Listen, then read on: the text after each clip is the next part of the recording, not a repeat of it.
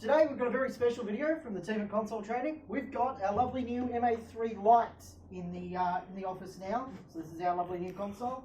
So while we wait for it to fire up, let's get our screens up and position, and we'll turn it on. Let's run through what you actually get when you buy a very expensive MA3 light. So the first thing that comes is a lovely dust cover that also doubles as a tent. It looks like this.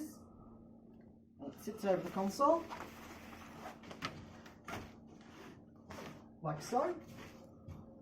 Perfectly protects it when it's set up and ready, because it's meant to be just a dust cover, not meant to be a case that it travels with. We've then got two individually wrapped this time desk lights in two nice little, very looseable little sleeves here. And then we also get the instruction manual, which most people won't read because there are videos online and the lovely MA University. But if you wanted to know about it, there's a manual.